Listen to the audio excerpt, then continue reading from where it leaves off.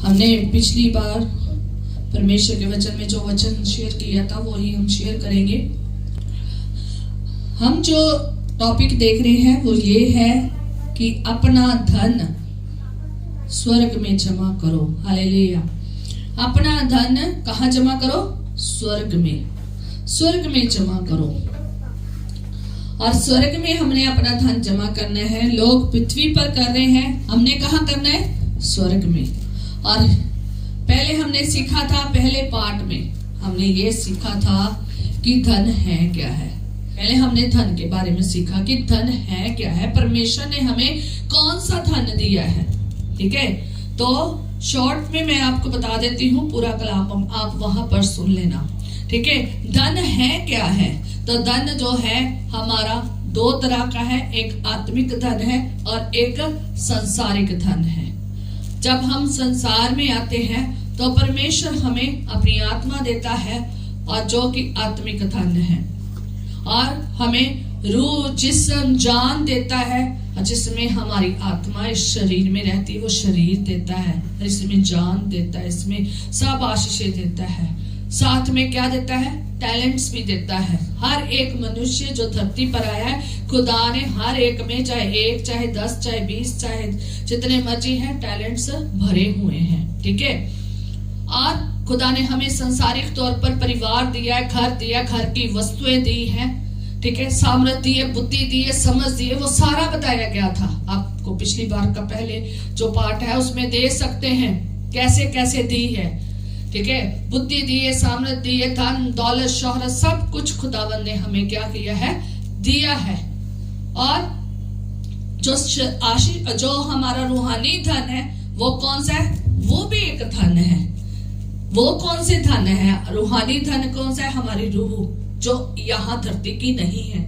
धरती में जो चीजें हैं वो धरती में ही रह जाएगी। ये भी सिखाया था कि धरती में जो हमारा शरीर है ना, वो शरीर धरती पे ही रह जाएगा। यहाँ की बुद्धि, सांसारिक सामर्थ्य, सांसारिक जितने भी परिवार, घर, धन दौलत, ये सारा संसार में ही रह जाएगा। पर लेकिन जो आत्मिक धन आपने इकट्ठा किया है, तो जो आपकी रूह है वो ही स्वर्ग में जाएगी। और जो आत्मिक धन है वो कौन सा था? रूह हमारा आत्मिक वरदान, पाक रूह है, पाक रूह के वरदान है, पाक रूह के गिफ्ट्स है, पाक आत्मिक हथियार है। ये हमारा क्या है? आत्मिक धन है। और सेकंड पार्ट में हमने देखा था कि अगर आप इस सांसारिक धन को नहीं संभाल पाए तो आत्मिक धन कौन सौंपेगा? अगर आप सांसारिक धन को नहीं संभाल पाए तो आत्मिक धन आपको कौन सौंपेगा? खुदावन जो महान परमेश्वर स्वर्ग में विराजमान है, एलोहीम है, और खुदावन जो रचेता है, जो सारी दुनिया को बना रहा है, और वो सारी दुनिया को, मैंने पिछली बार एक कलाम सुनाया था कि एक साधारण अनुग्रह है, एक क्या है? आसमानी अनुग्रह है। एक अनुग्रह के ऊपर अनुग्रह है जो सिर्फ मसीहों को, वो जो विश्वासी है, जो चलते हैं खुदा के साथ, जो उसके बातों को सुनते हैं, उन्हीं को मिलता है। हर मसीह को भी नहीं मिलता, हर मसीह को भी नहीं मिलता, संसारिक लोगों को तो बिल्कुल भी नहीं मिलता। एक सामान्य अनुग्रह है, वो सबको खुदा ने दिया। दान दौलत शोहरत इज्जत सब कुछ खुदा ने सबको दिया है। किसी को ज्यादा, किसी को कम, चाहे धर्मी अधर्मी, चाहे भला है चाहे बुरा है, सबको दिया है। पर लेकिन जो आत्मिक धन है ना, वो किसी किसी को दिया है, हर मसीह को नहीं दिया। जो प्रॉपर विश्वासी लोग हैं, खुदा ने उनको दिया है। हालेलुया। और ये सेकंड पार्ट में हमने देखा था कि अगर एक खुदा के वचन में था, आप पढ़ भी सकते हैं, पढ़ लेना जाके, लूका रसूल की इंजील 16 बाब, और उसकी हमने पढ़ा था 11 आयत कि अगर तुम अधर्म के धन को, यहाँ पर अधर्म लिखा है हमारी बाइबल में, जब आप ऑनलाइन पढ़ते हो, जब आप इंग्लिश में पढ़ते हो, तो वहां पर लिखा है सांसारिक धन, वर्ल्डली, जो वर्ल्ड का धन है, उनको नहीं संभाल पाए तो आप आत्मिक धन आपको कौन सौंपेगा? खुदावन जो आत्मिक धन आपको कभी नहीं सौंपेगा जब तक आप सांसारिक धन को, जो है ना आपको मिला, जो वर्ल्डली मिला है, उसको नहीं संभाल पा रहे हो। हमें वर्ल्डली, हमें सांसारिक तौर पर क्या दिया है खुदा ने? जिस्म दिया है, इसको कंट्रोल भी नहीं कर पाए। और अगर हम, ये बताया गया था पिछली बार, अगर हमें सांसारिक तौर पर घर मिला है, हम घर को नहीं खुदा के लिए यूज कर पाए, इसको नहीं साफ सुथरा रख पाए। कहने का साफ सुथरा वो नहीं है जो दूसरी सफाई करनी, नहीं, पाक पवित्र, आज यही पढ़ना हमने, आज का वचन भी यही है, ठीक है। तो ये जो हमें सांसारिक धन मिला है, जो हमें अपना रूह, जिस्म, जान, समझ, बुद्धि, अकल और समय मिला, टाइम मिला है, और जो हमें घर परिवार सब कुछ मिला है, शक्ति सामर्थ मिली है, ये सब कुछ मिला है, अगर इसको आपने अच्छे से यूज नहीं किया और इसको परमेश्वर के लिए यूज नहीं किया, इसको हमने अपने लिए भी यूज करना है और सांसारिक तर्क को और परमेश्वर के लिए भी यूज करना है। और जब आप यूज करना शुरू कर दोगे ना, फिर खुदावन आपको योग्य बनाएगा आत्मिक धन देने के। हालेलुया।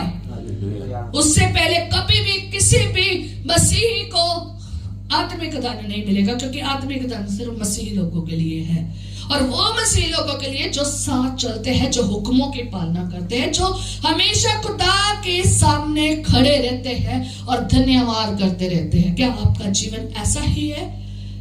आपका जीवन ऐसा है कि आप हमेशा परमेश्वर की उपस्थिति में रहते हैं या परमेश्वर की उपस्थिति से बाहर रहते हैं? अगर उपस्थिति से बाहर है तो आपके लिए नहीं है, चाहे वो आप बचपन से क्रिश्चियन हो, चाहे 1 साल से, 2 साल से, 10 साल से क्रिश्चियन हो, नहीं है वो उन लोगों के लिए जो उसकी उपस्थिति में हमेशा शुक्राने और नजराने और अपने आप को भेंट चढ़ाते, अपना सैक्रिफाइस करते हैं, अपना बलिदान करते हैं, अपने जिस्म का बलिदान करते हैं। ये जिस्म हमें अपने कामों के लिए भी मिला है और परमेश्वर के लिए भी मिला है। अगर हम ये सैक्रिफाइस करना शुरू कर दिए ना, अपना जिस्म परमेश्वर के लिए, अपनी सुस्ती, अपने आलस, अपनी सारी ऐश प्रस्तियों को, अभिलाषाओं को छोड़कर खुदा के पीछे लगा दिया ना, पहला दर्जा परमेश्वर को दे दिया, फिर वो आत्मिक आपके लिए क्या करेगा? खोलेगा।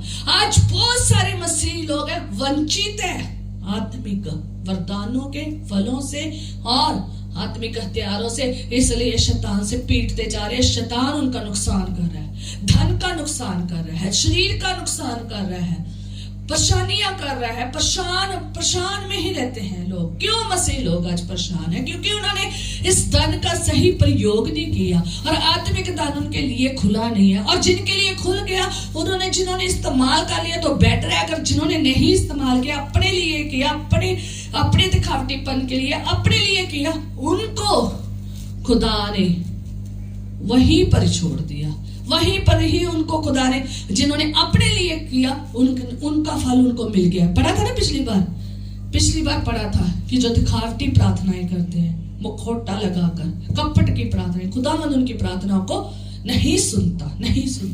तो इसलिए यही का पिछली बार था। तो और एक लाजर की कहानी भी सुनाई गई थी और धनी मनुष्य की भी सुनाई गई थी कि उसने अपने धन का प्रयोग गलत तरीके से किया, उसने सही तरीके से नहीं किया, उसने कैसे नहीं इस्तेमाल किया, जिसकी वजह से परमेश्वर ने उसे कहां भेजा? नरक में।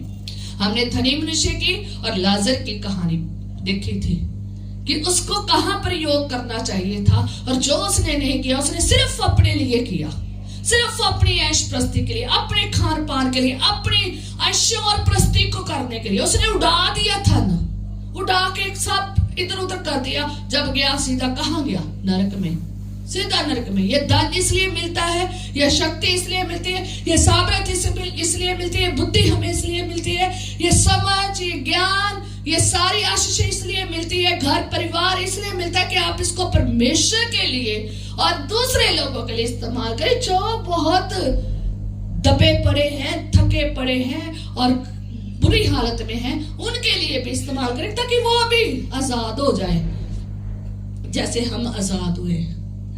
और ये कहा गया था कि आप अपने धन का प्रयोग सही करें, उजाड़े ना उसे, वेस्ट ना करें, सही जगह पर लगाएं, परमेश्वर के लिए भी लगाएं और अपने लिए ही भी लगाएं, अपने लिए भी लगाएं। ये एक ही एग्जांपल दी थी और बताया था कि लाजर क्यों गया है। और वो जब आप बातों सुनेंगे ना लाजर की बातें, जब आप लाजर की कहानी को वहां सुनेंगे ना, वो क्यों गया है, तो आप जान जाएंगे कि मुझे कैसे अपने आप को और कैसे खुदा के दिए हुए को कैसे इस्तेमाल करना है। हालेलुया। आज का जो विषय है वो यही है कि जो हमें ये मिट्टी के बर्तन में धन मिला है, कहा यही बताया गया था ना कि ये धन किसमें है, मिट्टी के बर्तन में। तो वो मिट्टी के बर्तन कौन है, हम हैं। और ये अजीम धन हमारी सामर्थ से नहीं बल्कि परमेश्वर की सामर्थ से मिला है। ये कौन कह रहा है, पॉल रसूल ने ये कलाम सुनाया है। तो जो आज का जो वचन है वो भी हम देखेंगे कि ये जो अजीम धन हमें मिला है। और एक बात कहना चाहती हूँ कि जब आप संसारिक धन परमेश्वर के लिए इस्तेमाल करना शुरू कर देते हैं, ये धन, ये शरीर परमेश्वर के लिए इस्तेमाल करना शुरू कर देते हैं, ये समझ, ये बुद्धि, ये ज्ञान परमेश्वर के लिए इस्तेमाल करना शुरू कर देते हैं, ये शक्ति, ये सामर्थ परमेश्वर के लिए इस्तेमाल करना शुरू कर देते हैं, ये घर, ये परिवार, अपना पैसा, अपना टाइम परमेश्वर के लिए इस्तेमाल करना शुरू कर देते हैं, तो रास्ता खुल जाता है आत्मिक धन का, और स्वर्ग खुल जाता है उनके लिए, आसमान खुल जाता है उन लोगों के लिए। हालेलुया। खुदा का वचन क्या कहता है, कहता परख कर देखो। मलाकी की पुस्तक में निकाल ही देती, वैसे मेरा आज विषय नहीं था ये, मलाकी की पुस्तक में लिखा है कि परख के देखो, मैं, ठीक है, कि मैं आसमान के झरोखे भी तुम्हारे लिए खोल दूंगा। पढ़ लो, पढ़ सकते हो। मलाकी मत्ती से पहले आता है, लास्ट बुक है उसकी, क्या नाम है, हाँ, तो पढ़ सकते हो। 3 आयत, मलाकी 3 बाब और उसकी आप 10 आयत में पढ़ सकते हो। कहता सारे दशमांश भंडार में ले आओ कि मेरे भवन में भोजन वस्तु रहे। और सेनाओं का यहोवा ये कहता है, कौन कहता है, सेनाओं का यहोवा ये कहता है कि ऐसा करके मुझे परखो कि मैं आकाश के झरोखे तुम्हारे लिए खोल कर तुम्हें ऊपर अपर अपार आशीष की वर्षा करता हूँ, आशीष की वर्षा करता हूँ कि नहीं। कहता परख के देखो, मैं कैसे नहीं आशीष, कहता मुझे परखो, एक बार देखे तो देखो। ये तो भोजन वस्तु की बात हो रही है। मैं आपको सच में, अगर आप परमेश्वर का वचन पढ़ते जाओगे, इतनी ज्यादा आयतें हैं, मैं नहीं आपके सामने इतनी ला सकती कि जब आप परमेश्वर के लिए अपने आप को इस्तेमाल करोगे ना, तो याद रखे आपके लिए आसमान के झरोखे खुल जाएंगे। हालेलुया।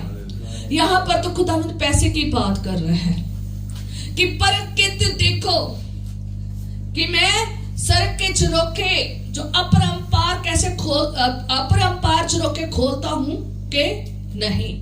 खुदावंद अपरंपार बारिश करेगा, आसमान के झरोखे आपके लिए खोल देगा, अगर आप सही से इस्तेमाल करोगे। अगर आप उजाड़ते रहोगे, वेस्ट बनी होती रहेगी, शैतान है ना, वो ना तो आपका बैंक बैलेंस भरने देगा, ना आपको सही तरीके से लगाने देगा, बल्कि आपका पैसा उजाड़ेगा, आपकी जिंदगी उजाड़ता है, अक्ल को भ्रष्ट करता है, बुद्धि, ज्ञान, समझ को, सामर्थ्य को भ्रष्ट करता है।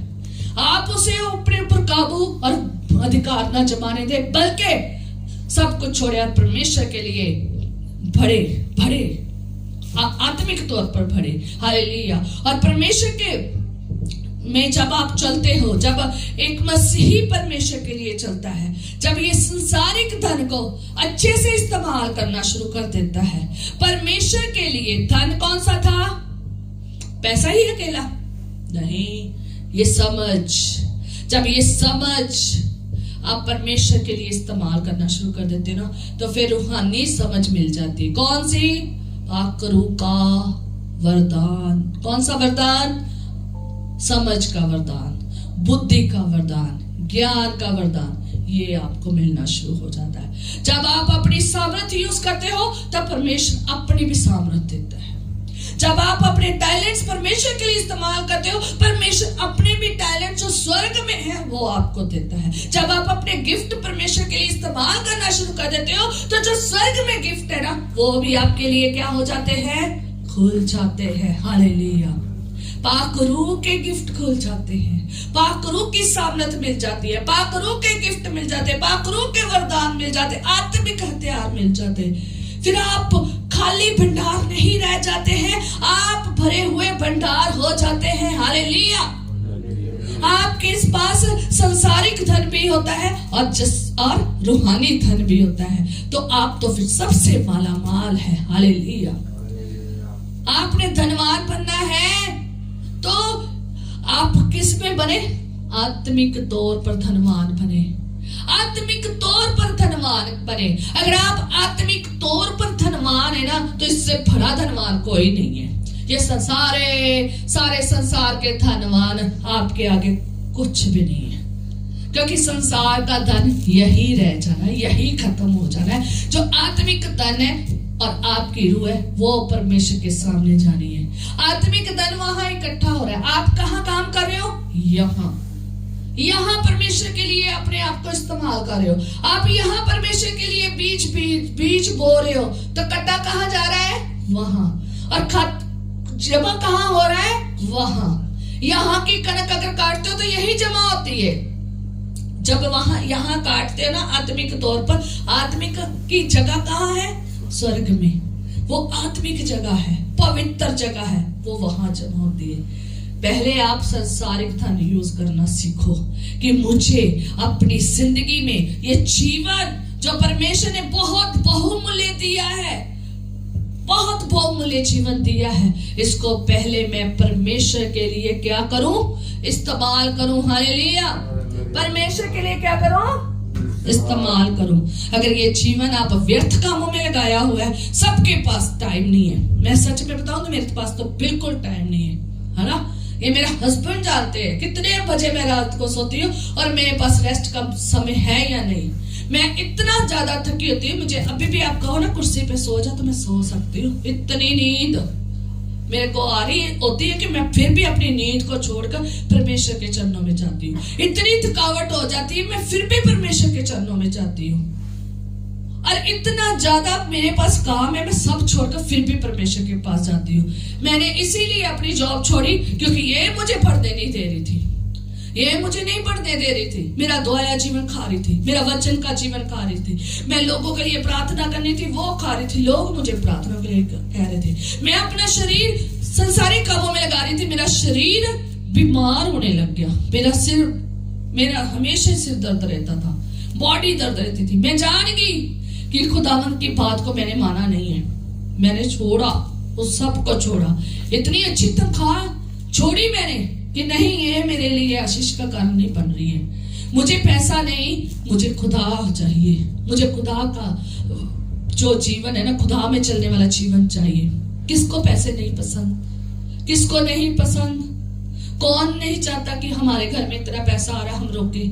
याद रखिए, अगर आपकी जॉब आपको चर्च में जाने नहीं दे रही, अगर आपके काम आपको चर्च में नहीं जाने दे रहे, अगर आपकी जिंदगी आपको चर्च में नहीं जाने दे रही, कम खा लो, कम जॉब कर लो, कम पैसे वाली जॉब कर लो, कम पैसे वाला काम कर लो, कम अपना काम कर लो, कम से कम काम कर लो, पर लेकिन परमेश्वर के चरणों में आ जाओ।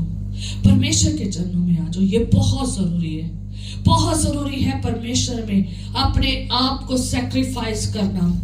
जब आप अपने आप को सैक्रिफाइस करोगे ना, जब आप अपने जीवन का बीज बीजोगे, अपनी बुद्धि का बीज बीजोगे, अपने ज्ञान का बीज बीजोगे, खुदा के लिए समझ को प्रयोग करोगे, खुदा के लिए अपने घर को, अपने परिवार को, अपने आप को, अपनी सामर्थ को, अपने टाइम को, जो टाइम बहुत कीमती जा रहा है, थोड़ा समय रह गया है, ये शुरुआत पर है।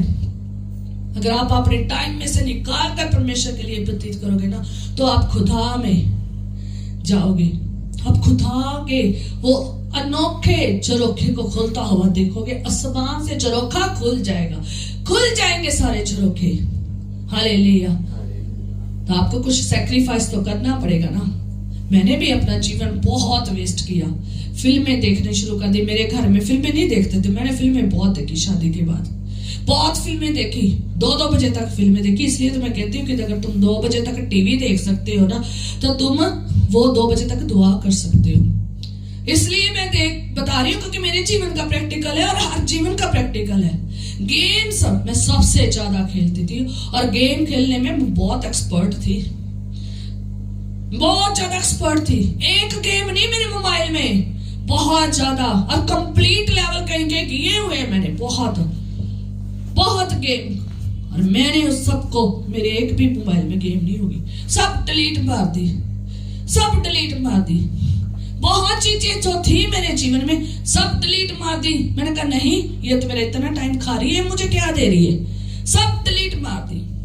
वो समय जो मेरी सहेलियों के साथ फोन पे गप्पों पे निकलता था ना, मैंने सब ब्लॉक कर दिया। उनको नहीं ब्लॉक किया, वो तो मेरे जीवन में है, मेरी सहेलियां, मेरे लोग, पर लेकिन मैं फोन साइलेंट पे लगा दिया, ना मुझे सुने, ना मेरा टाइम घंटों घंट खाए, चलो अभी साइड पे, ठीक है। दुआ में रखा है सबको, पर लेकिन जिंदगी में तो रखा है, पर लेकिन फोन कभी कभी सुनने वाली पर्सन। मेरे मोबाइल के आप कॉल रिकॉर्ड यूज कर सकते हैं, देख सकते हैं कितनी कम कॉल मैं करती हूँ।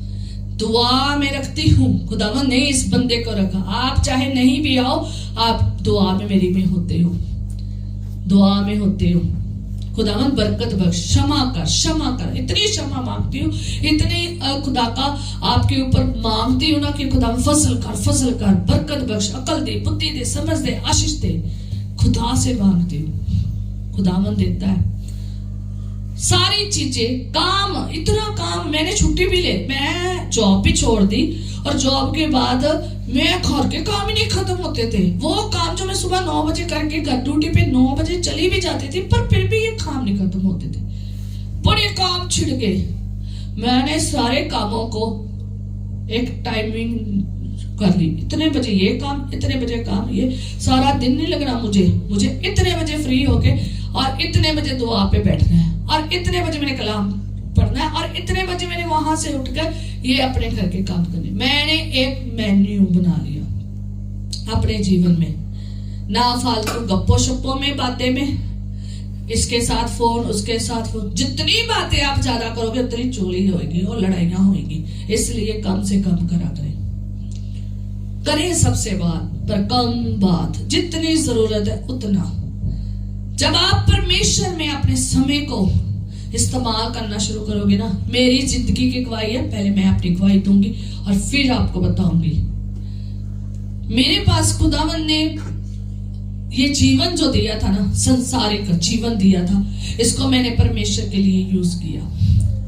मैं जानती हूं मैं गुनाह में भी थी, और मुझे इतना ज्यादा वचन की नॉलेज भी नहीं थी, और इतना ज्यादा नहीं भी था, फिर भी मैं खुदा की सेवा करती रही खुदा की सेवा। मुझसे गुनाह भी हो जाते थे, अब भी हो जाते हैं, मैं नहीं कहती मैं पवित्र बन गई हूँ, गुनाह अभी भी कुछ ना कुछ हो जाते हैं। बहुत हम कहते हैं हमने ये नहीं करना, ये नहीं करना, ऐसे नहीं बोलना, ऐसे नहीं बोलना, ऐसे नहीं बोलना, ये नहीं करना, गुस्सा नहीं करना, ये नहीं करना, बहुत कहती, पर लेकिन आगे से बहुत हद में कंट्रोल में आ गए। बहुत सारी चीजें मैंने निकाल दी, बहुत गुनाह मैंने यीशु की सामर्थ से, यीशु के लहू के द्वारा, यीशु के पाखरू की सामर्थ के द्वारा मैंने निकाल दिए, कंट्रोल कर लिया है, और अभी भी प्रोसेस चल रहा है, अभी भी प्रोसेस चल रहा है।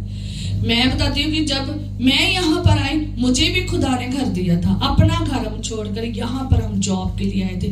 यहाँ हमें जब किराए का घर मिला था ना, हमारे कॉलेज का, हमने परमेश्वर के लिए यूज किया था। हर फ्राइडे हमारे घर में प्रार्थना होती, संडे हम चर्च में जाते थे, अदरवाइज आगे भी कहीं छुट्टी आती तो परमेश्वर के लिए इस्तेमाल करते थे।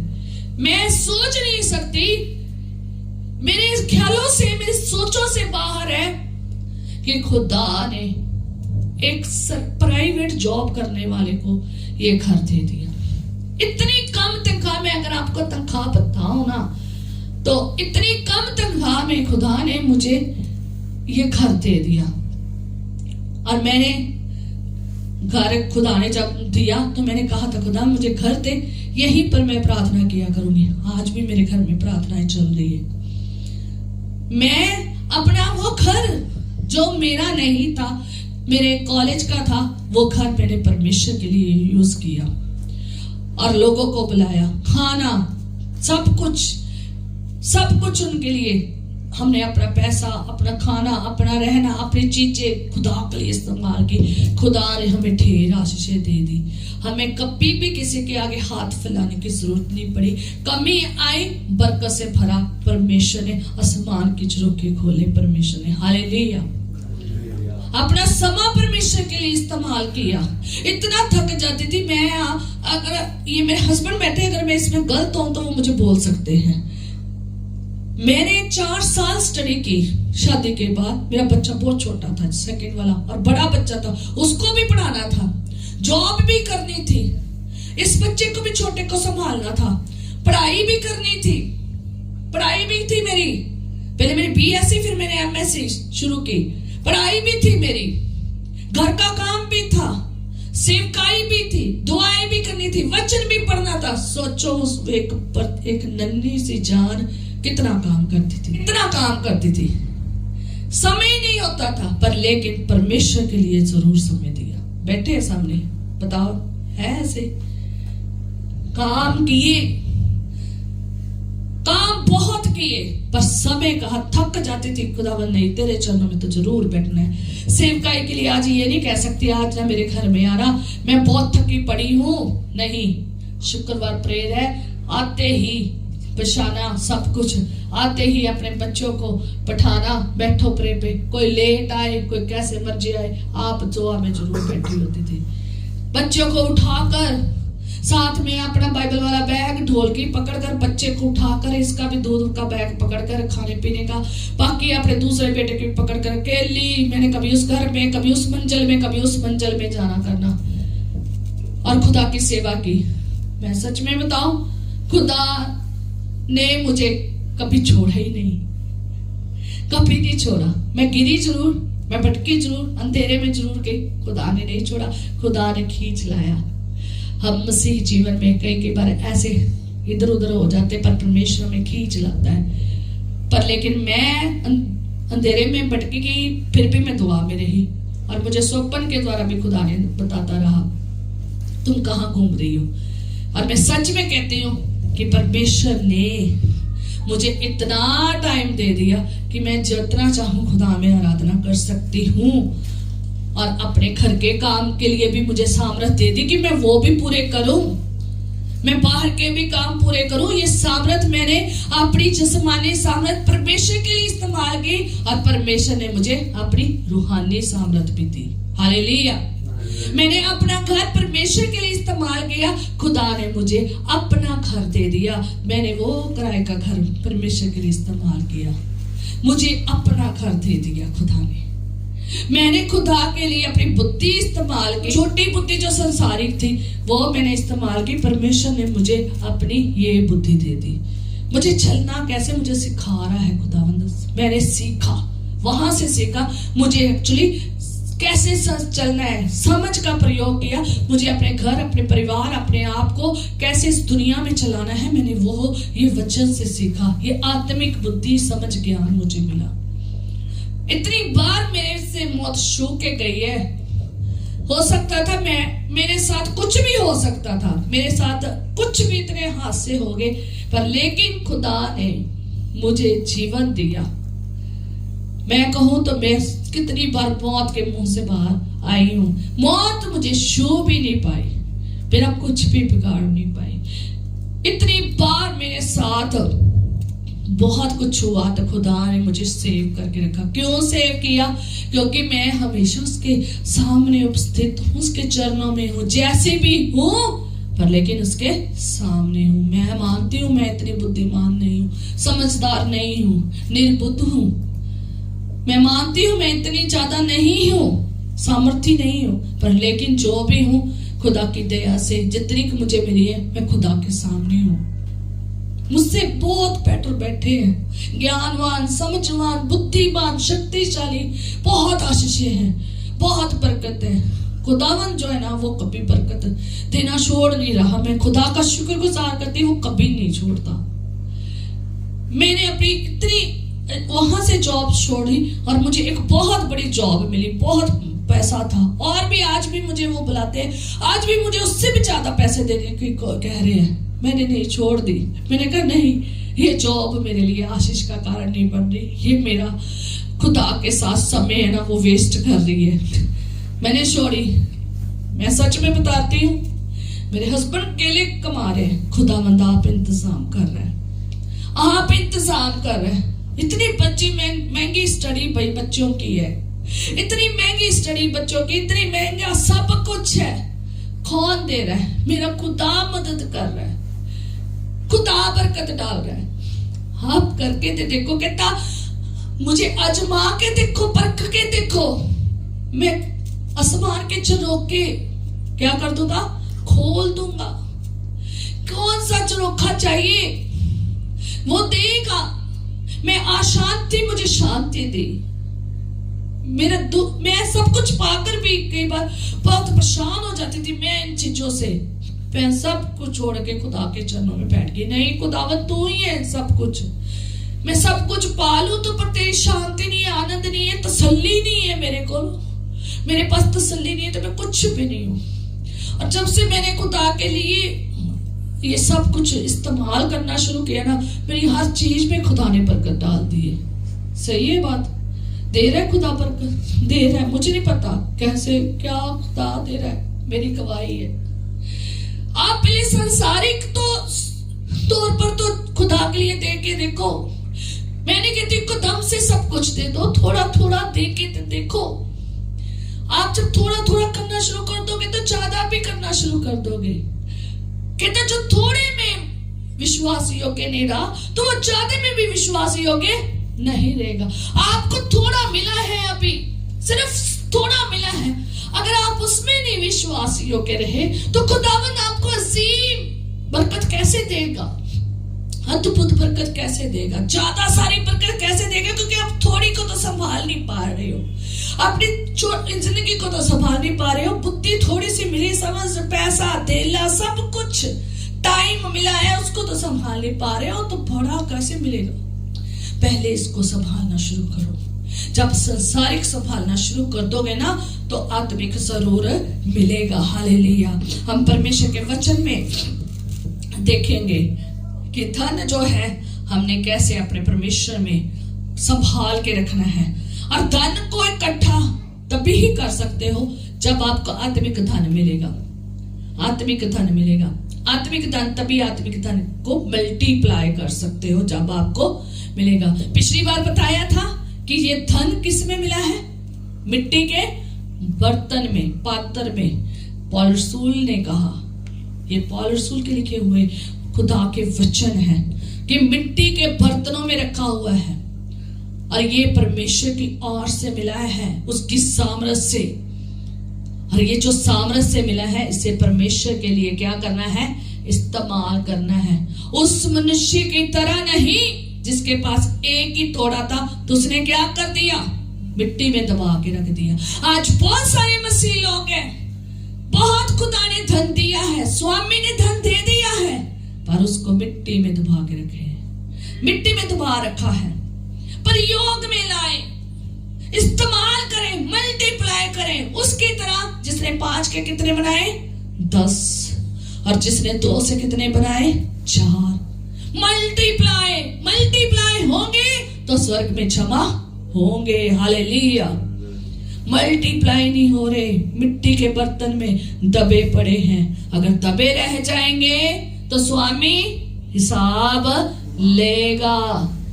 और फिर वो जो धन आपको मिला है ना, एक ही तोड़ा मिला है, एक ही सेवकाई मिली है, एक ही जो सामर्थ मिली है, वो सामर्थ खुदावंद किसी और को दे देगा। अच्छा लगेगा आपका तोहफा किसी और को मिले? अच्छा लगेगा? नहीं अच्छा लगेगा। इसलिए अगर चाहते हो कि परमेश्वर में बढ़ना चाहते हो तो अपने आप को, अपने तोहफों को, अपनी जिंदगी को, अपने धन को परमेश्वर के लिए इस्तेमाल करें। हालेलुया। किसके लिए इस्तेमाल करें? परमेश्वर के लिए। और हम परमेश्वर के वचन में देखेंगे 2 तीमुथियुस उसका 2 बाब और उसकी 20 आयत में। हालेलुया। 2 तीमुथियुस उसका 2 बाब और उसकी 20 आयत में मैं पढ़ूंगी। 2 तीमुथियुस उसका 2 की 20 आयत में।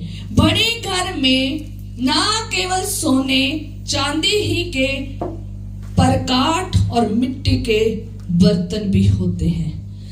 कौन कौन से बर्तन होते हैं बड़े घर में? सोने के भी, फर्स्ट नंबर सोने के, फिर चांदी के, काठ के और मिट्टी के बर्तन भी होते हैं। ठीक है। और कोई कोई आदर और कोई कोई अनादर के लिए। कुछ बर्तन आदर के लिए है, कुछ बर्तन अनादर के लिए है। अब ये देखना है, ये आदर और अनादर के दोनों बर्तन जो है ना, ये बड़े घर में, और ये क्यों आदर में है तो क्यों अनादर में है, यहीं पे आपको मिलेगा। यदि कोई अपने आप को इनसे शुद्ध करेगा तो वह आदर का बर्तन और पवित्र ठहरेगा। क्या ठहरेगा? आदर का बर्तन और पवित्र ठहरेगा। क्या करना पड़ेगा? पहले बर्तन को शुद्ध करना पड़ेगा, शुद्ध करना पड़ेगा। तो अगर आपने अपना बर्तन शुद्ध करोगे, ये क्या है? मिट्टी का पात्र, ये मिट्टी का बर्तन है। पिछली बार यही सिखाया था। पौलुस के लिखे हुए वचन जो परमेश्वर के हैं, यही सिखाया था। हम मिट्टी के बर्तन है, इसमें अजीम धन है। ये मिट्टी का बर्तन जब आप साफ करोगे, शुद्ध करोगे, तो आदर के लिए इस्तेमाल किए जाओगे। बड़े घर में बहुत सारे बर्तन हैं, सोने के, चांदी के, काठ के, मिट्टी के, इतने बर्तन हैं। पर लेकिन कुछ आदर के हैं, कुछ अनादर के हैं। पर लेकिन आदर के कौन से बर्तन हैं? वो है जिन्होंने अपने आप को क्या किया है? शुद्ध किया है, शुद्ध किया है। अगर आप शुद्ध करोगे तो लिखा है कि स्वामी के काम आओगे। ठीक है, तो शुद्ध करोगे, आदर का बर्तन बनोगे, आदर का बर्तन और पवित्र ठहरोगे। क्या बनोगे? आदर का बर्तन बनोगे और पवित्र ठहरोगे। और फिर लिखा है, और स्वामी के काम आएगा और हर भले काम के लिए तैयार होगा। किस काम के लिए? भले काम के लिए, क्योंकि खुदा भला है, वो अच्छा है, प्रेमी है, उसी काम के लिए इस्तेमाल होंगे आप। हालेलुया। जब आप धन इकट्ठा करना है ना स्वर्ग में, उससे पहले ये जो मिट्टी का पात्र है, जो बहुत मैला हो चुका है, जो सही नहीं है, जिसमें क्या भर पड़ी है? गंदगी। क्या भरी पड़ी है? गंदगी। सोचों में क्या है? गंदगी। आंखों में क्या है? आंखें दुष्टता देख रही है। मुंह कौन सा है? गला क्या है? खुली कब्र के लिए, मुंह झूठा है। और जीभ जो है वो क्या है? विष से भरी हुई। और जो कान है वो बुराई को सुनते हैं, जो हाथ है वो बुराई को करते हैं, जो पैर है वो टेढ़ी चाल को चलते हैं, जो आंखें हैं बुरी बुरी चीजें देख रही हैं, बुरी बुरी बातों को देख रही हैं, बुरे बुरे दृश्य को देख रही हैं। और मुंह सारा दिन बक बक करे जा रहा है, बुरी बातों के लिए, लड़ाइयां झगड़े के लिए, गाली गलौज के लिए। अच्छी बात इसमें है नहीं लोगों के। ये किन में है? शारीरिक लोगों में, संसारिक लोगों में। जो दिल करता है वैसा ही बोल देते हैं। कुछ लोग जो लोग बहुत अपने आप को ध्यान रखते हैं, पर लेकिन फिर भी बोलते हैं। कोई भी ऐसा नहीं है जो ना बोलता हो। और जो संसारिक और शारीरिक तौर पर चलते हैं, वो संसार की रीति से चलते हैं। और संसार किस रीति से चल रहा है? पूरे चौड़े रास्ते में, और शैतान के वश में है। झूठों का पिता है शैतान, और शैतान झूठ पे झूठ बुलाई जा रहा है। हर एक पर्सन किसी के ऊपर विश्वास नहीं कर सकता, क्योंकि झूठों से भरी हुई जिंदगी है। चर्च में आ जाते तो भी लोग झूठ बोलते हैं। हमारे पास ये नहीं, वो नहीं, ये नहीं, वो नहीं, वो नहीं, मतलब की कुछ है ना, बहुत सारे झूठ। खुदा आपकी जिंदगी को जानता है। आप खुदा के बंदे के आगे, खुदा के बंदे के आगे, मसीहों के आगे झूठ बोल सकते हैं, पर खुदावन आपकी जिंदगी को जानता है कि आप कैसे हैं, क्या है। मेरी जिंदगी को जानता है कि मैं कैसी हूं, मैं कितनी झूठी हूं और कितनी सच्ची हूं, खुदावन जानता है। और मेरी गवाही कितनी झूठी है, कितनी सच्ची, परमेश्वर जानता है। और उसका कहता अजर भी वो देगा। जितनी बातें आपके मुख से निकलती ना, चाहे बुरी चाहे अच्छी, जो आपके ख्यालों में है, इरादों में है, तो वो जानता है। आज लोगों के संसारिक जो शारीरिक लोग हैं, उनके इरादे गलत है।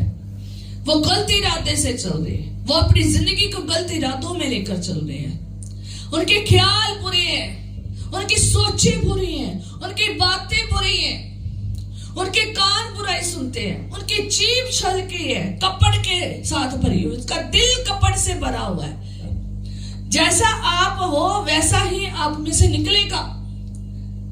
अगर आप झूठे हैं तो झूठ ही बोलते रहोगे। सच्चाई को भी झूठ में मिलाते रहोगे। आज दुनिया ऐसे कर रही है। यीशु मसीह सच्चाई और अनुग्रह से भरपूर था, इसलिए कहते हैं आओ सच्चाई यहाँ है, आओ अनुग्रह यहाँ, यहाँ से अनुग्रह पाओ, यहाँ से सच्चाई पाओ, यहाँ से आपको सच्चाई मिलेगी। जब आप यीशु में रहना शुरू कर दोगे ना, सच्चाई आपको अपने आप ही मिल जाएगी। आप फिर झूठ नहीं बोलोगे, आप आत्मिक रीति में चलना शुरू कर दोगे, अनुग्रह के ऊपर अनुग्रह आ जाएगा। आप अपने बर्तन को साफ करो, शुद्ध करो, इन सारी बुराइयों से अपने ख्यालों को शुद्ध करो। आपके इस बर्तन में कितनी गंदगी है, उस सारी निकालो। और हम निकाल नहीं सकते, उसके लिए खुदावंद पाक रूह की सहायता की क्या है, जरूरत है। परमेश्वर के वचन की जरूरत है। जब तक ये प्रकाशन नहीं ना खुलेगा तब तक नहीं आप कर पाएंगे। आपको दुआओं की जरूरत है, आपको रोजों की जरूरत है, तब निकलेंगी ये चीजें। क्योंकि भरपूरी से बचपन से भरी आ रही है, बचपन से इस दुनिया के संसार में लोगों में रह रहे हैं और ये भरपूरी में हमारे अंदर एंटर हो चुका है। और इसको समझने के लिए वचन की जरूरत है, इसके ऊपर चलने के लिए वचन की जरूरत है। ये प्रकाश होगा तो ही आप शुद्ध कर पाओगे, नहीं तो आप गुनाह को गुनाह ही नहीं समझ पाओगे। कई चीजें बोलते रहोगे, आप कहोगे ये तो मामूली सी है, ऐसे ही है, तो आप बोलते रहोगे, कोई फर्क नहीं पड़ता, सब कर रहे हैं, सब बोल रहे हैं, सब ऐसा कर रहे हैं, अगर मैं भी कर लूंगा तो कोई बात नहीं। यही तो फर्क है, एक विश्वासी का विश्वास में चलना, परमेश्वर के साथ चलना, और एक शारीरिक सब चीजों को छोड़ना। यही तो है। जो मसीही लोग हैं उन्होंने चढ़ा दिया है क्रूस के ऊपर सब कुछ। उन्होंने जिस दिन बपतिस्मा लिया था तो उन्होंने वो पुराना मनुष्यत्व क्या कर दिया है, उतार दिया है, नया मनुष्यत्व पहन लिया है जो धार्मिकता और पवित्रताई का है। हालेलुया। अब उनके पास ये बुरे सोचे, विचार, ख्याल, इरादे, बोलना, चलना, उठना, बैठना नहीं है। अब वो ठट्ठा करने वाली मंडली में नहीं बैठते। अब वो शारीरिक अभिलाषाएं, आंखों की अभिलाषाएं, संसारिक अभिलाषाओं के पीछे नहीं भागते। अब वो किसके पीछे भाग रहे हैं, खुदा के लिए। जब आप खुदा में समय बताने शुरू कर दोगे ना, जब आप वचन में पढ़ना शुरू कर दोगे, आपको अपने जीवन की कहानी पता चल जाएगी। आपको अपना दृश्य दिखना शुरू हो जाएगा, दर्पण में आपका चेहरा नजर आना शुरू हो जाएगा। मुझे में ये कमी है, मुझे ये निकालना है, मुझे इस प्रकाशन की जरूरत है। जब आप में प्रकाशन आ जाएगा ना, तो आप अपनी जिंदगी में वो गंदगी निकालनी शुरू कर दोगे। अगर आपसे नहीं हो पा रहा है तो आप परमेश्वर के पास आओगे, परमेश्वर मेरी मदद कर, मैं ये गुनाह में हूँ, मैं ये ऐसी मेरे मुख में से शब्द निकल रहे हैं, ऐसा मैं सुन पा रही हूँ, ऐसी चीजें मेरे अंदर आ रही है, मैं कैसे इसमें से बाहर निकलूं, मेरी मदद कर, मैं नहीं कर सकता, मेरे में सामर्थ्य नहीं है, मुझे तेरी सामर्थ्य की जरूरत है। तो खुदावन जो बहुत ही पवित्र परमेश्वर है, दयालु है, कृपालु है, अनुग्रहकारी, वो आपके ऊपर अनुग्रह करेगा, वो मददगार भेजेगा, बागरू देगा, आपको उस जंजीरों से छुटकारा देगा, आपको वो जंजीरों से छुटकारा देगा, आजाद करेगा, वो आपको उसमें से निकाल कर लाएगा। हालेलुया। पर लेकिन पहले अपने आप को खुदा के चरणों में लाए, आके कहें, दुआया जीवन वचन जीवन में आए, इस बर्तन को शुद्ध करें, ताकि आप आदर का बर्तन बने, ताकि आप पवित्र बर्तन बने। जब आप आदर का बर्तन बन जाओगे, जब आप पवित्र बर्तन बन जाओगे, तो फिर परमेश्वर आपको, जो हमारा स्वामी है, अपने काम के लिए और भले कामों के लिए, हर भले काम के लिए क्या करेगा, इस्तेमाल करेगा। अदरवाइज तुम इस्तेमाल नहीं किए जाओगे। चाहे जितने सालों से मर्जी खुदा में आते रहो, मैं चाहे जितने मर्जी साल खुदा में गुजारती रहूं, अगर मैंने अपने जीवन में अपने दिमाग से, अपनी आंखों से, मुंह से, कानों से, शरीर में से, दिल में से, अपने जीवन में से यह सब कुछ नहीं निकाला, तब तक खुदावंद मुझे अपने भले कामों के लिए इस्तेमाल नहीं करेगा। ये संसारिक तौर पर जब आप चल रहे हो ना, तो तभी खुदा ने आपको इसलिए भेजा है कि यहाँ पर आप ये सीखें, शुद्ध रहना सीखें, पवित्र रहना सीखें। ये संसार की चीजें ये आपके ऊपर हैवी ना हो, शरीर की चीजें आपके ऊपर हैवी ना हो। आप उसमें चले ताकि क्या पाए? आशीष पाए, आशीष पाए, बरकत पाए, भला जीवन पाए, आत्मिक जीवन पाए, अनुग्रह से चले। हालेलुया। अगर आप चाहते हैं कि आपका स्वामी आपको अपने काम के लिए और हर भले काम के लिए इस्तेमाल करे, तो उसके लिए पाक होना पड़ेगा, शुद्ध होना पड़ेगा। शुद्ध होगे, पाक होगे तो इस्तेमाल करेगा। फिर वो अपना अजीम धन, वो अपनी बरकत, वो अपना झरोखा आपके लिए खोल देगा, आत्मिक धन खोल देगा। पहले ये साफ करना पड़ेगा। खुदावंद यीशु नासरी ने फरीसियों से कहा कि तुम कटोरे और थाली को ऊपर ऊपर से तो मांजते हो, परंतु तुम्हारे भीतर अंधेर और दुष्टता भरी है। जो अंदर भीतर दुष्टता भरी है ना, तो जो अंधेरे पर है ना, उसको निकालते नहीं हो, इसलिए शुद्ध नहीं हो रही हो। ये अंदर जो खजाना है ना, जो मन में भरा है ना, बुरा भंडार, उसको निकालना पड़ेगा ताकि अच्छा भंडार भर सके। कभी देखा है बुरा भंडार अच्छा भंडार दोनों डाल दे?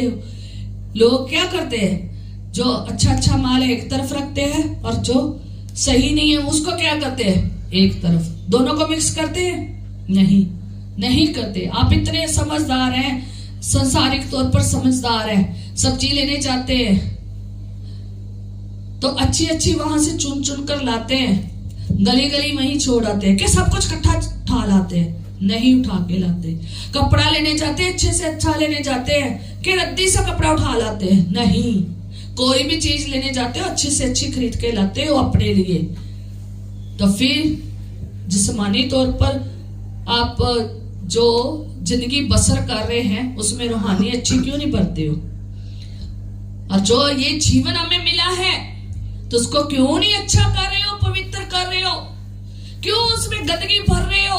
क्यों गंदा भंडार पैदा कर रहे हो? उसको क्यों नहीं बाहर निकालते? क्यों नहीं शुद्ध चल रहे हो? हालेलुया। और कहता है तुम कटोरों को तो थालियों को मांज देते हो। हम अपने घर में बर्तन है, उनको क्या करते हैं? मांजते हैं। हाय अंदर एक भी गंदगी ना चली जाए। जूठे बर्तन में खाओगे, दोपहर के बर्तन पड़े होंगे तो शाम को उसमें खाओगे, उसी थाली में अपनी में खाओगे कि रात को भी वही खाओगे, अगले दिन भी वही खाओगे? धोगे नहीं, खाओगे, मांज मूंज के अच्छे से खाओगे। थोड़ा सा भी लगा होगा फेंको उधर, धो के दोबारा लो। और बर्तन नहीं धोने आते, और बीच में क्या लगा रखा है ना?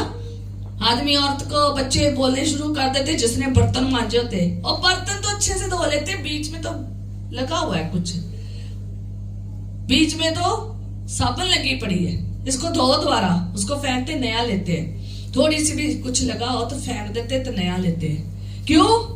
ये धोकर खा सकते हो, बर्तन धोकर, कटोरे धोकर, सब कुछ धोया हुआ साफ सुथरा खाते हो, पीते हो, पहनते हो, तो अंदर जो अंधेर चमड़ा पड़ा है, दुष्टता भरी पड़ी है, उसको क्यों नहीं निकालते?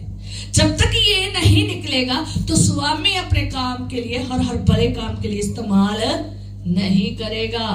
इसलिए अगर चाहते हो ना स्वर्गीय धन इकट्ठा करना स्वर्ग में, तो पहले उसके योग्य बनो।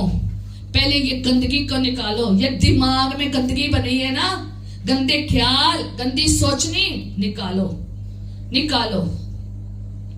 सब कोशिश करें। मैं भी कोशिश करती मेरे में कोई बुरा ख्याल ना हो, मेरे मन में कोई बुरा विचार ना हो। मैं आ भी जाए, ओ खुदावन ये क्यों मेरे दिल में आ गया, मैं क्यों ऐसा बोला, मैंने क्यों ऐसा किया, खुदावन माफ कर दे, साथ ही माफी। अगर मैं ना भी मुझे पता चले ना जाने अनजाने में, तो फिर भी मैं खुदा के पास जाती हूँ ना, जब दुआ प्रार्थना करने में साथ में माफी मांग लेती हूँ। पहले माफी मांगती हूँ, फिर उसके चरणों में जाकर फिर धन्यवाद प्रार्थनाएं करती हूँ, प्रस्तुत करती हूँ। ठीक है, आप भी ऐसे करें।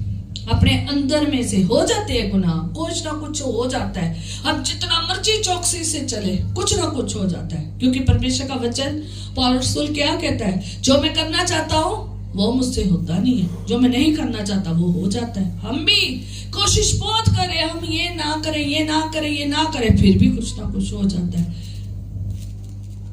और हमारा युद्ध चल रहा है शैतान के साथ, और वो हमारे ऊपर फेंकता रहता अपने गुनाह, अपने हथियार, गुनाह वाले हथियार फेंकता रहता है, और हमसे कोई ना कोई हो जाता है। हटाए इसको यीशु के नाम से, और निकल जा गंदे ख्याल यीशु के नाम से बाहर मेरे जीवन में, निकल जा गंदी बातें बाहर मेरे जीवन में से यीशु के नाम से। दिल में कोई आ रहा है विचार, यीशु के नाम से निकल जाए। यीशु नाम दिया गया है, इस्तेमाल करें, वो पाक नाम है, शुद्ध नाम है, उसे अपने लिए इस्तेमाल करें। लहू में ले आए, पाखरों की मदद मांगे, आपकी मदद करेगा। वचन पढ़े, आपको खुदा शुद्ध करेगा। हालेलुया। लूका रसूल की अंजील उसका 3 बाब में हम जब पढ़ते हैं तो वहां लिखा है कि लोग बपतिस्मा लेने के लिए यूहन्ना बपतिस्मा देने वाले के पास आए। तो लूका 3 बाब उसकी 9 में आप पढ़ सकते हैं। तो वहां लिखा है, तो यूहन्ना के पास जब यूहन्ना ने उन्हें कलाम सुना रहा था, बपतिस्मा भी दे रहा था और कलाम भी सुना रहा था, और कह रहा था कि कुहाड़ा पेड़ों की जड़ पर धरा है, जो जो अच्छा फल नहीं लाता वह काटा और आग में झोंका जाता है। जो जो अच्छा फल नहीं लाता वो काटा और क्या किया जाता, आग में झोंका जाता है। अगर अच्छा फल नहीं लाओगे तो आग में झोंके जाओगे, और सदा की आग जो ना बुझती है वहां झोंके जाओगे। इसलिए तो जब वो ये वचन सुना रहा था ना, तो जो चुंगी लेने वाला, तो जब वो आके यूहन्ना बपतिस्मा देने वाले के पास आके बपतिस्मा लेने के लिए आता है ना, तो वो कहता हम क्या करें है गुरु, हम क्या करें। तो वो कहता है कि जितना तुम्हारे लिए मजदूरी ठहराई गई है ना, जितना तुम्हारे लिए ठहराया गया ना, उससे अधिक ना लेना, क्योंकि वो चुंगी लेता था, वो अधिक रिश्वत लेता था साथ में। इसलिए जितना उसकी तनख्वाह ठहराई गई थी उतने में ही क्या रहना, उसमें ही गुजारा करना, उसी में शुक्रगुजार रहना, उससे अधिक लेने की कोशिश ना करना, रिश्वत लेने की कोशिश ना करना। और लोगों को वो कहने लगा, लोग पूछने लगे कि हम क्या करें। तो उसने कहा जिसके पास 2 कुर्ते हैं वह उसके, जिसके पास नहीं है उसको दे दे। कि जिसके पास 2 कुर्ते हैं तो जिसके पास नहीं है उसको दे दे। आज लोगों के पास बहुत है, वो दूसरों की मदद कर सकते हैं, बेसहारों की, कंगालों की, गरीबों की मदद कर सकते हैं, विधवा की। बहुत लोग हैं,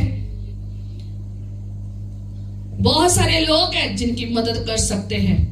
आप इधर मुंह करें, बहुत लोग हैं जिनकी मदद कर सकते हैं, पर नहीं, वो अपना पैसा उजाड़ रहे हैं पर मदद नहीं कहीं करे। ना तो वो उन लोगों की मदद कर रहे हैं, तो ना खुदा की मदद के लिए पैसा कर रहे हैं। पैसा उजड़ रहा है उनका, और पैसा फिर इतना लगता है ना, दवाइयां, दारू, शराब, बीड़ी, सिगरेट, ये वो खाने पीने, इधर उधर शैतान खा रहा है।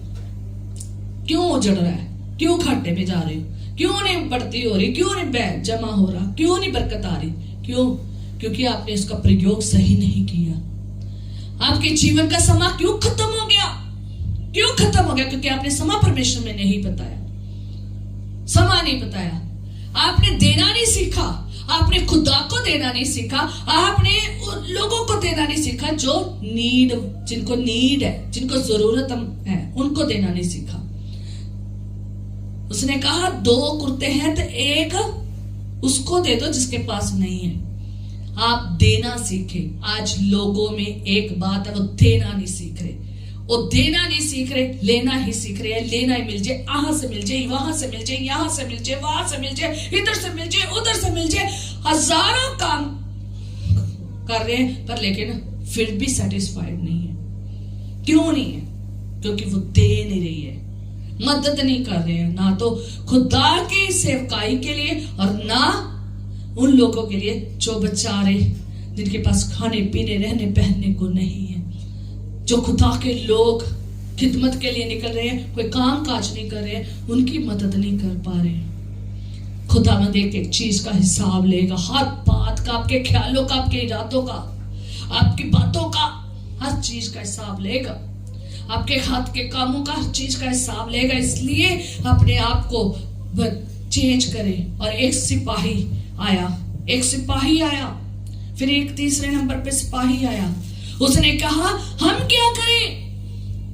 उसने यूहन्ना बपतिस्मा देने वाले को कहा हम क्या करें? सिपाही को कहा कि किसी पर अत्याचार नहीं करना है, किसी को मारना कूटना नहीं है, बेफालतू को उसको मारो कूटो और उसके ऊपर झूठा दोष लगा के उसको अंदर कर दो, बेचारे ने कुछ किया ना हो, उसके प्रति सबूत ना हो, बिना बात में आपने अंधेर कर दिया उसके ऊपर, तो इसका हिसाब कौन लेगा? परमेश्वर लेगा। आप अपने इस जीवन में जब रह रहे हो तो ये बहुत बहुमूल्य जीवन है, इसको व्यर्थ ना जाने दे।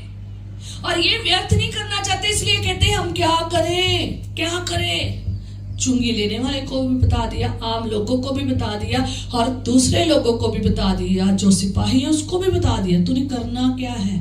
किसी पर अंधेर नहीं करना, किसी को मारना कूटना नहीं है, रिश्वत नहीं लेनी, जितने में खुदा ने आपको दिया उतने में सब्र करना है, दूसरे के हाथों को नहीं देखना, दूसरे के हाथों को नहीं देखना। आपको जितना मिला है उसी में सेटिस्फाइड रहो, उसी का प्रयोग सही से समझ से करो, ताकि खुदावंद आपको ऊपर से भेजे खजाना। हालेलुया। जिसके पास नहीं उसको देने की कोशिश करे, कम खा ले, ज्यादा नहीं तो कम खा ले, साथ वाले को भी दो। हालेलुया। एक बार जब हमारा ज्ञान सागर बंद हो गया तो हमारे वहां पर लोगों के लिए कोई जॉब नहीं, 5-5, 7-7, 6-6, 7-7 महीनों की तनख्वाह भी नहीं थी, मिली भी नहीं थी, और वो भी हमें मिली नहीं थी, और लोगों के पास खाने को भी नहीं था, पीने को भी नहीं था, कोई पैसे ही नहीं था। क्यों? क्योंकि जो था वो मिला ही नहीं था। लोग पहले से लोगों ने उधार लिया था। मैं शुक्र करती हूँ मुझे कभी किसी से उधार नहीं लेना पड़ा, और मैं शुक्र करती हूँ कि जब मैं वहां पर थी मेरे हस्बैंड के खुदा ने इतनी क्लिनिक चलाई, और जब मेरे पास कोई लड़की, जब कोई पर्सन इनके पास आता था और अगर आके कहता था ना कि हमारे पास खाने के लिए घर राशन नहीं है, तो हमारे बच्चों के लिए ये बुक्स और एडमिशन कराने के लिए पैसे नहीं है।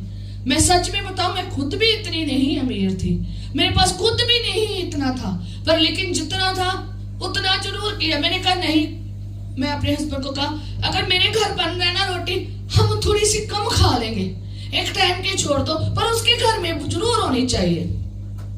जबकि हम भी इतने अमीर नहीं थे, हमारे पास भी इतना नहीं था, हमारी भी तनख्वाहें गई थी, हमारा भी सब कुछ गया था।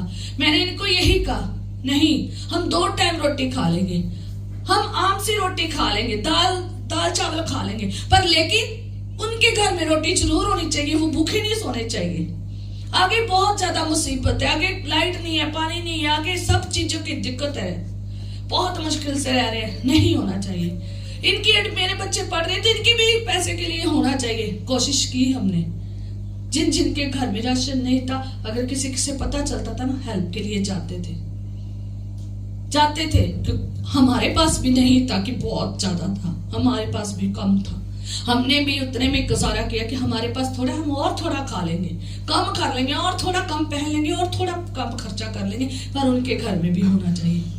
हाँ, आपको खुदावंद सिखा रहा है कि आप परमेश्वर के लिए कुछ करेंगे। एक जीवन मिला है, उसको अच्छे से गुजारे, अपने समय का सही प्रयोग करें, अपनी बुद्धि का सही प्रयोग करें, उसे दुष्ट ना होने दे बुद्धि को, उसे गलत ना सोचने को बनाए, समझ को, ख्यालों को, विचारों को सही करे, दूसरों के प्रति बुरा ना सोचे, दूसरों के प्रति बुराई ना सोचे, भला ही सोचे। अगर एक मैं आपको कह रही हूं तो मैं आपके जीवन के लिए कह रही हूं, क्योंकि खुदा का वचन कह रहा है, ये मैं नहीं कह रही, ताकि आपका जीवन सेव हो जाए। मैं अपने आप को भी सेव करने की कोशिश कर रही हूँ, आप भी सेव करें। हालेलुया। क्योंकि इस संसार में इतना गुनाह, इतनी बदी, इतनी दुष्टता भर गई है, हमें इसमें नहीं रहना है, हमें खुदा के वचन में रहना है। हालेलुया। हमें अपना बर्तन साफ रखना है, और जब बर्तन साफ हो जाएगा तो खुदावन इसमें अपना अजीम धन, अद्भुत धन भरेगा, पाक पवित्र धन भरेगा, और अपने काम के लिए इस्तेमाल करेगा, अपनी महिमा के लिए इस्तेमाल करेगा, हर भले काम के लिए इस्तेमाल करेगा। हालेलुया। आए हम प्रार्थना करेंगे।